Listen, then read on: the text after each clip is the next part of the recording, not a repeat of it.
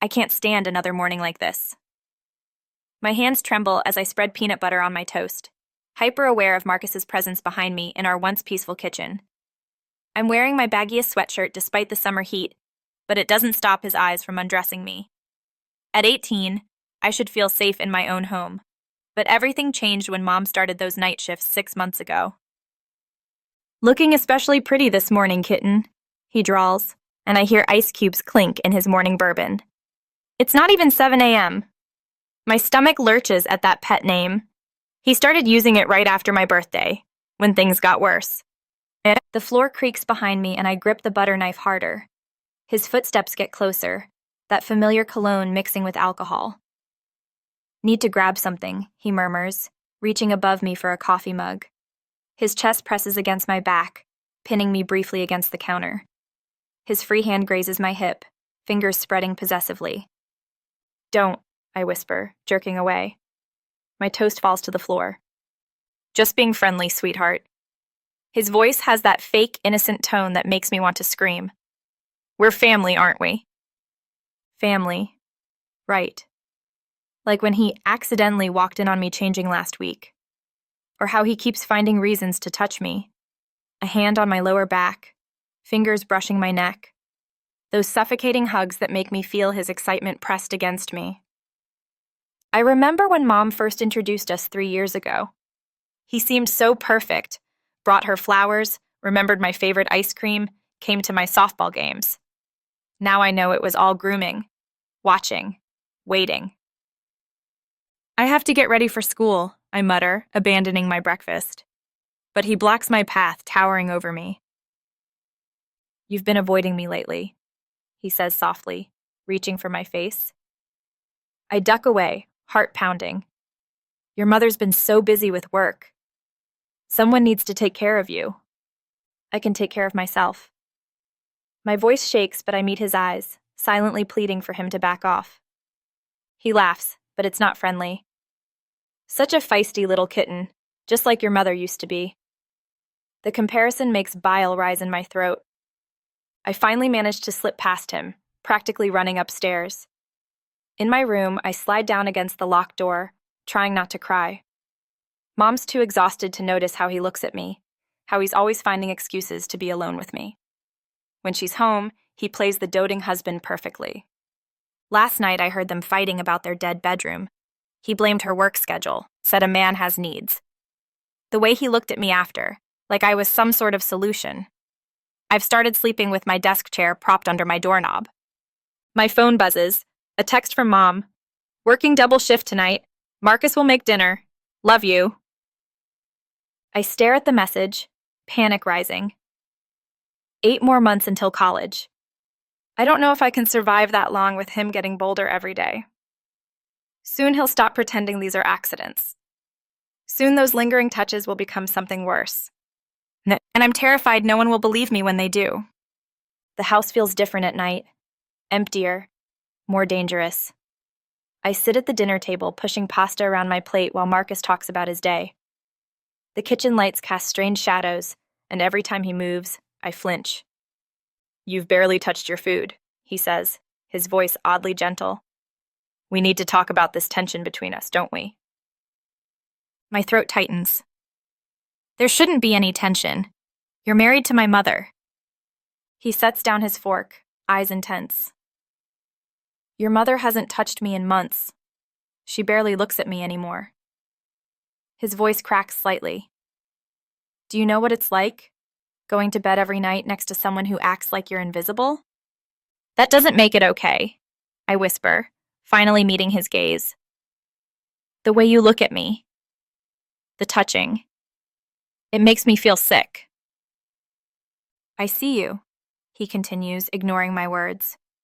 "The way you move, how you're becoming a woman. Sometimes you wear those little shorts."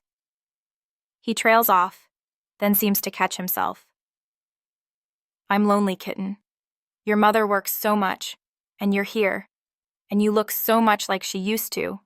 Stop." My voice is stronger now, despite my trembling hands. "I'm not your replacement for Mom. I'm her daughter. I'm 18. Every time you touch me, Every time you look at me like that, it feels like you're stealing something from me. His face changes, something dark flickering across it. You think I don't hate myself for these thoughts? For noticing how beautiful you've become? I lay awake at night, disgusted with myself. But then I see you in the morning and... Then stop! I'm crying now, hot tears rolling down my cheeks. Get help. Talk to Mom. I don't care. But I can't be your emotional support or your fantasy. It's destroying me. He reaches across the table and I jerk back. Don't you see how special you are? He whispers.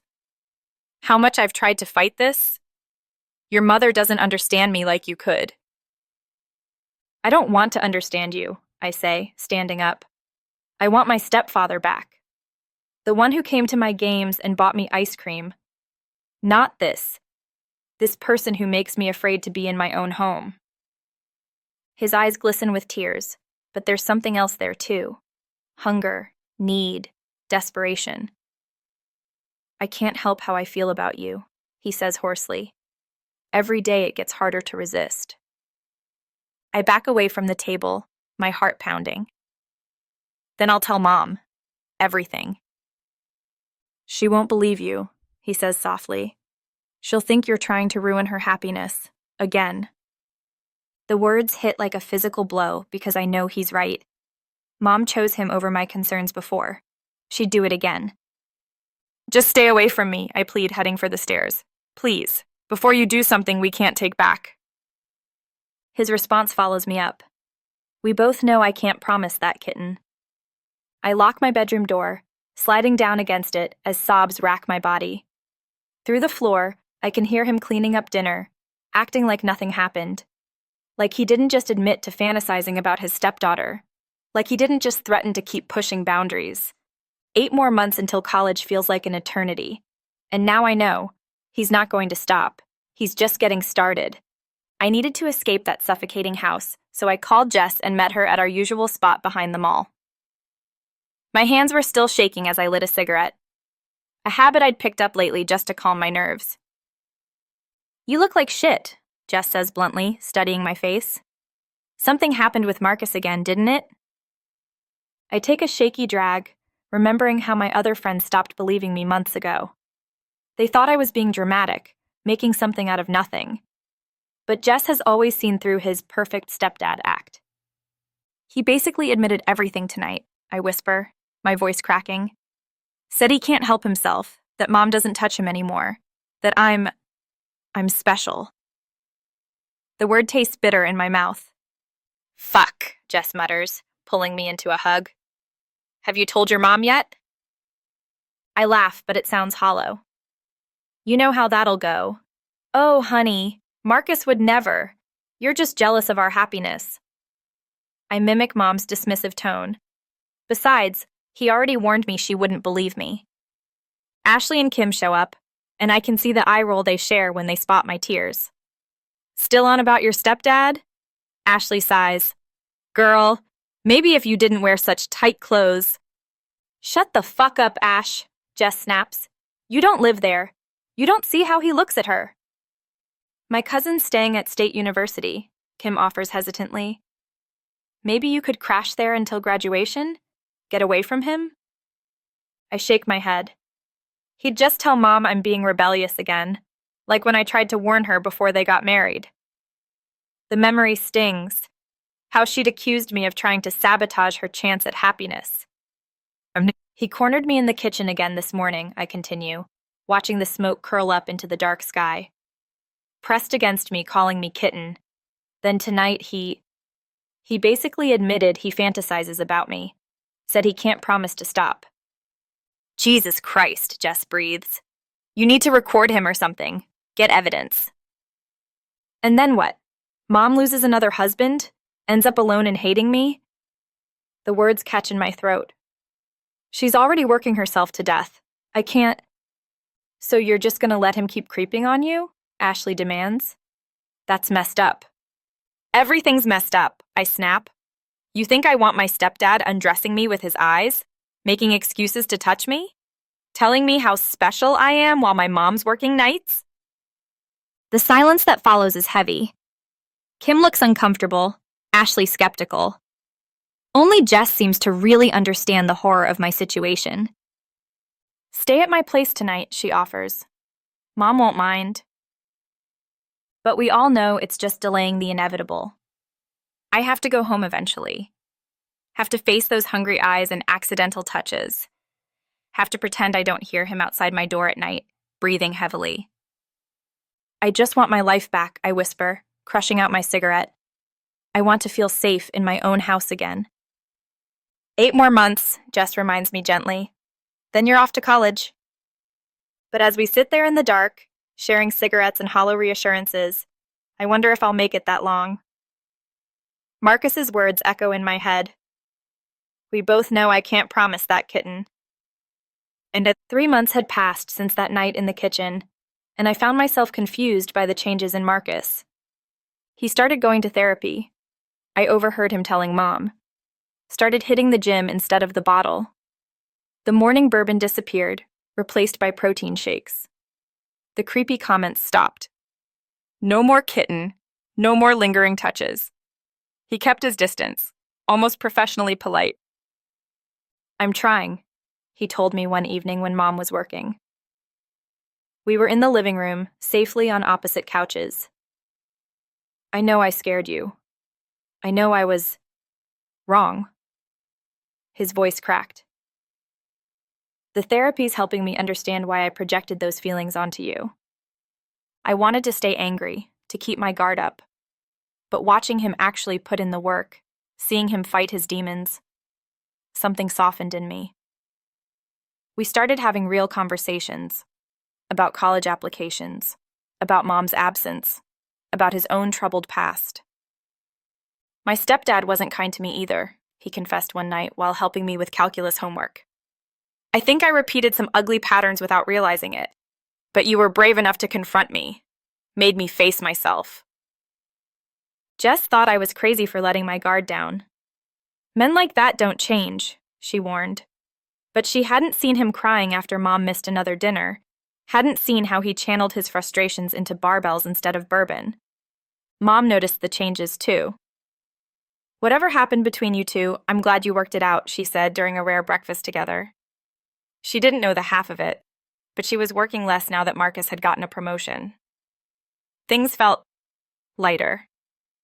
By Christmas, I could almost forget how it used to be. Almost. Sometimes I'd catch a shadow of that old hunger in his eyes, but he'd immediately leave the room. He was trying, really trying.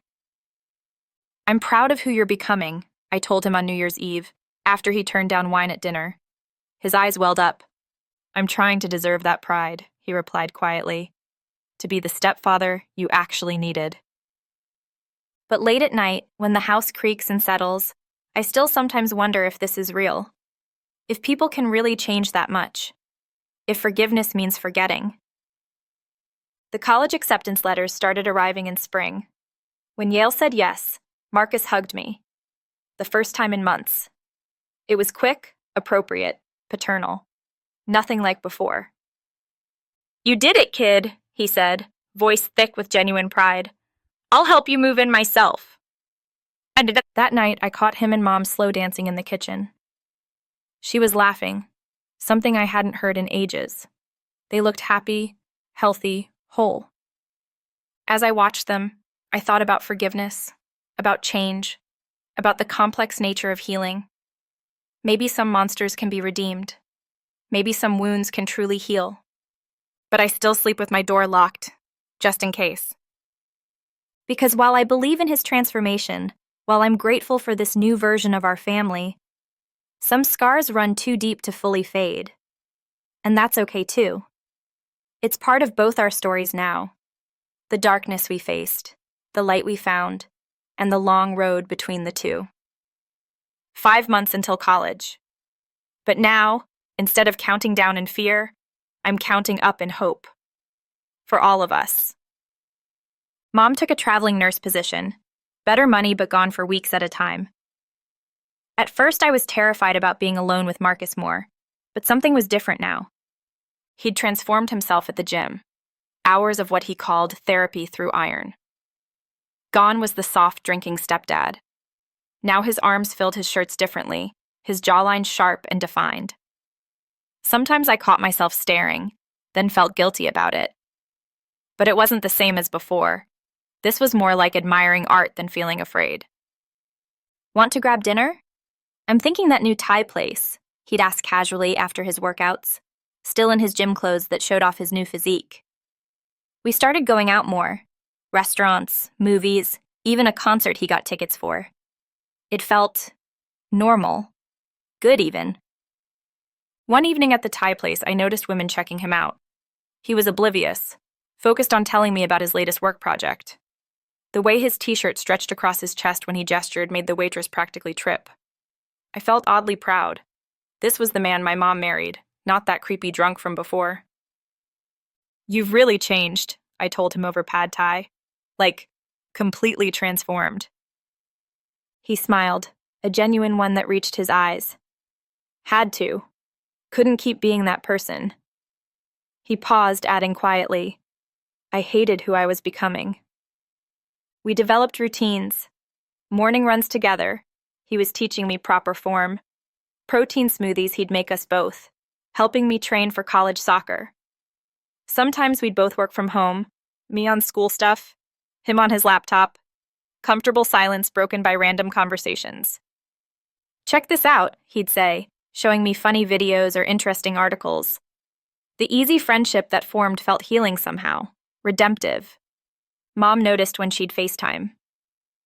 You two seem so close now, she said, sounding pleased but maybe a little confused. If she only knew where we'd started, how far we'd come. One Saturday, he insisted on teaching me self-defense at his gym. Every college girl should know this stuff, he said, showing me how to break holds and strike vulnerable points. His muscles were solid under my hands during practice, but it never felt weird anymore. Just safe. Remember when you couldn't stand being in the same room as me? He asked one evening as we loaded the dishwasher. I'm so sorry for that time. For who I was. I studied him. The strong shoulders, the clear eyes, no trace of bourbon on his breath. That wasn't you, I said finally. Not the real you.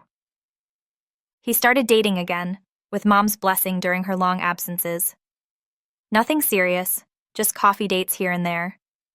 He'd tell me about them, asking my advice sometimes. It felt strangely adult, like we'd found this new dynamic that worked. You're going to rock college, he said during one of our runs, but I'm going to miss our hangouts. I realized I would too. Somehow, through therapy and sweat and honest conversations, we'd built something new from the ashes of what almost destroyed us. Something healthy. Real. And the summer stretched ahead, full of training sessions and Thai food and long talks about the future. Mom was gone more than ever, but home felt safer than it had in years. Sometimes I caught him looking at me with pride now, not hunger. When he hugged me after I scored in soccer practice, it was purely paternal. The mongoose glistened with his workouts, but that animal magnetism he'd developed was something I could appreciate aesthetically without fear. You saved me, you know, he said one night over pizza. Confronting me, it made me face myself. Get help. Become someone better. I watched him slice the pizza with strong, steady hands. Hands that now protected instead of threatened. And I realized some people really can change, if they want it badly enough. 3 months until college. But now I was almost sad about leaving this version of our family behind. Almost. The July heat changed everything. Mom hadn't been home in 3 weeks, just quick FaceTimes that felt increasingly distant. Marcus and I fell into an easy rhythm. Morning runs, where I couldn't help noticing how the sweat made his shirts cling. Evening swims, where his transformed physique made me feel things I tried desperately to ignore. Your mom canceled again, he said one night, hanging up the phone. The disappointment in his voice made my chest ache. We were on the back patio, the citronella candles casting a warm glow on his features. 3rd weekend in a row. I watched him run a hand through his hair, a nervous habit I'd grown to recognize. She's missing out, I said softly. on who you've become. His eyes met mine in the flickering light. Something electric passed between us that I quickly tried to dismiss. But lately, these moments kept happening. Lingering glances, accidental touches that felt less accidental. During our workouts, I found myself distracted by his strong hands spotting me, the way his muscles flexed. The guilt afterward was suffocating. This was wrong. He was trying so hard to be good, to be proper. But at night, alone in my room, my thoughts would drift. I never thought I'd say this, I confided to Jess, but he's actually, I don't know, different now. She stared at me. Don't even think about it, that's exactly what he wants. But was it? He kept his distance, maintained boundaries. If anything, I was the one struggling now, watching him cook shirtless after the gym, admiring how his therapy had transformed his mind while the weights transformed his body. One evening, I found him on the couch looking at old photos. "She used to look at me the way you do now," he said quietly, not meeting my eyes. The words hung heavy in the air. "I don't look at you anyway," I lied, my heart racing. He set down the photos. "I know, I'm just lonely sometimes." His vulnerability made my chest tight. "But we can't. I won't." That "we" echoed in my head for days. We, as if he'd noticed too. As if he was fighting the same battle. The house felt smaller suddenly, charged with unspoken tension. I started wearing more conservative clothes, trying to maintain distance. But then he'd do something thoughtful. Remember my favorite snack, celebrate a small victory. And that warmth would flood back. "You deserve someone who's really there," I told him one night after another canceled visit from Mom. "Someone who sees how hard you're trying." His eyes darkened.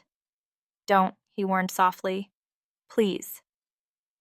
But we both felt it, this dangerous shift, this forbidden attraction swirling beneath our carefully maintained friendship.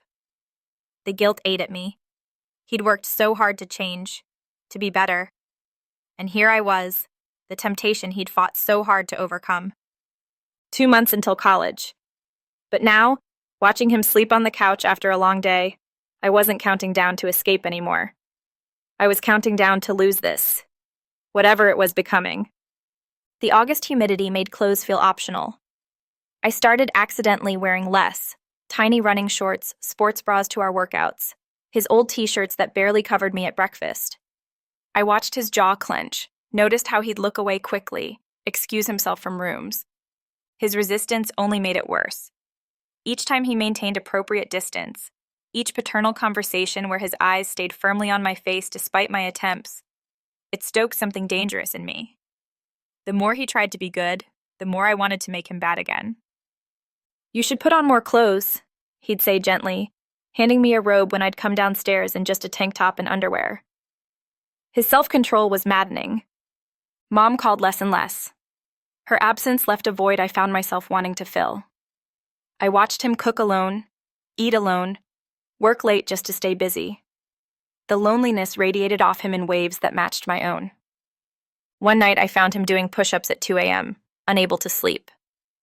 Sweat gleamed on his shoulders, muscles rippling. When he saw me watching, he quickly grabbed a shirt. "This isn't right," he said hoarsely. "I'm trying so hard to be better." "I know," I whispered. "That's what makes it worse." The tension built like a thunderstorm. His eyes would linger a second too long before he'd force them away. His hands would twitch when I walked past. But still he resisted, maintained boundaries, kept his distance. "I see what you're doing," he said one evening after I'd bent over unnecessarily in the kitchen. "Please stop. I can't. I won't let us go back there." But I could feel his resolve weakening. Could see how hard it was for him to keep being noble when I was being anything but. The guilt and desire twisted together until I couldn't tell them apart anymore. "I just want to help you feel less alone," I told him late one night. His response was barely audible. "You're making me feel everything but alone." 6 weeks until college. Each day was torture. Wanting what we shouldn't, fighting what felt inevitable. His dedication to being good only made me want to be bad enough for both of us. The storm was building, and we both knew eventually it had to break. That night started with a fancy sunset dinner on the waterfront. I'd worn a slim black dress, his eyes widening briefly when I came downstairs. The warm evening air clung to us as the waiter brought wine. He ordered water, but I saw his gaze follow the bottle. "You look beautiful tonight," he admitted quietly, then quickly added, "Very grown up." The formality in his voice strained. Conversation flowed easily over candlelight, but there was an undercurrent of electricity. Each time our eyes met, something unspoken passed between us. His new confidence looked good on him. The way he filled out his dress shirt, how other women stared. The drive home was thick with tension. Thunder rumbled in the distance, matching the storm building between us. My dress had ridden up, and I caught him glancing at me, his knuckles white on the steering wheel. Inside, the house felt different. Charged. Rain started pattering against windows as we stood in the darkened kitchen. Lightning flashed, illuminating the hunger in his eyes, the look he'd been fighting for months. "We shouldn't," he whispered hoarsely as I stepped closer. His hands clenched at his sides. "I know," I breathed, closing the distance. "But I want to." The storm broke outside as his control finally snapped. Months of resistance crumbled as his lips found mine, desperate and demanding. Strong hands lifted me onto the counter as thunder crashed overhead. I pulled him closer instead, feeling the gym-hardened muscles flex under my fingers. The storm raged as we stumbled upstairs, a tangle of hands and heated kisses. Each flash of lightning revealed another piece of clothing discarded on the stairs. Morning sun found us. Evidence of that night over the room. Reality creeping back in. But something had fundamentally shifted. There was no going back now. Only forward into whatever this had become. 5 weeks until college. But now the countdown felt like a ticking time bomb rather than an escape plan. The next few weeks were a blur of stolen moments and shared secrets.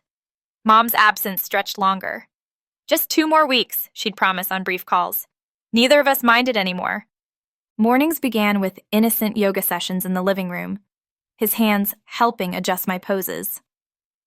Afternoons saw us napping when the house got too hot. Evening swims turned into something else entirely once darkness fell. The guilt seemed to fade a little more each day. Our workouts gained new intensity. I'd catch him watching me stretch, his eyes dark with memories of the night before. Sometimes we wouldn't even make it home from the gym. The house became our playground. Movie nights never made it past the opening credits. "You're insatiable," he'd growl, but his actions betrayed how much he loved it. The gym had given him stamina that matched my young enthusiasm. We developed a code for when we went out. "I'm tired" meant race home now. "It's getting late" meant find the nearest private spot. The thrill of secrecy added its own excitement. Sometimes after, in quiet moments, he'd trace patterns on my skin and talk about the future. "When you're at college," he'd start, then trail off, unable to finish the thought. The countdown to Yale loomed over us like a shadow. But we pushed it away, lost in our bubble of secret touches and forbidden pleasures. Mom's occasional calls barely registered anymore. We were too wrapped up in each other. 4 weeks until everything would change. But for now, we lived in moments. His hands in my hair, my lips on his neck, the sound of breathing in darkened rooms. The guilt never fully vanished, but it was drowned out by something stronger, something that made us both feel alive in ways we'd never known before. It happened on a rainy Sunday, 3 weeks before Yale. We were tangled in sheets when his phone lit up, Mom's smiling photo illuminating the darkness. He let it ring. "We need to talk," he said finally, sitting up. The weight in his voice made my stomach drop. Us, it has to end." Thunder rumbled outside as reality crashed back. We'd been living in a fantasy, pretending consequences didn't exist. But they did. "Your mother loves me," he said softly. "She worked so hard for our future. And his voice cracked, "I've betrayed everything." I watched him dress slowly, muscles moving under skin I'd memorized. I'll tell her, I whispered, that I started it, that I pushed. No, his tone was firm. This was my responsibility, my failure. He sat heavily in the chair by the window. I'm supposed to protect you, not. The rain intensified, matching the storm in my chest. But you've changed. You're different now. Am I? His laugh was bitter. Look what I've done. Again, just in a different way. We sat in heavy silence, processing the end of something that never should have begun. I'll call her tomorrow, I said finally. Tell her I want her home, that we need to talk. He nodded slowly. I'll move to the guest room. He swallowed hard. Start being who I'm supposed to be again. The next day, Mom answered on the first ring. My voice shook. Can you come home early? I miss you. She arrived 2 days later. We sat in the living room, the same room where so many lines had been crossed. I told her everything, about the drinking years, the fear, the therapy, his transformation. He's tried so hard to change, I finished. To be better. He loves you so much. Mom cried, of course, raged, asked thousands of questions. But slowly, as weeks passed, they started rebuilding. Counseling, long talks. She cut back her travel. He remained completely transparent, accepting all blame. I left for Yale carrying complicated memories and lessons about redemption, about how love can heal but also hurt, about forgiveness and boundaries and consequences. They're still together now, still working through things. Mom sends photos sometimes, them at dinner, on walks, rebuilding trust step by step. He looks happy, healthy, the man he was always meant to be. The guilt will always be there for both of us. But now it serves as a reminder of lines that shouldn't be crossed, of the difference between healing and hurting, of the importance of doing what's right, even when it breaks your heart. Sometimes late at night, I think about that rainy Sunday, about choices and consequences, about a man who found the strength to stop, twice, and choose a better path. It wasn't love. It was something else, something born of loneliness and attraction and poor choices. But ending it, that was love. Real love. The kind that puts others first. The kind that heals instead of hurts. Mom called yesterday. They're renewing their vows next spring, starting fresh. She sounds happy. He sounds at peace. And me? I'm learning too. About boundaries. About healthy relationships. About forgiving yourself while never forgetting the lessons. Some stories don't need happy endings. They just need honest ones. And sometimes, the bravest thing you can do is write the end before the damage becomes permanent. That rainy Sunday taught me that, and I'll carry that lesson forever.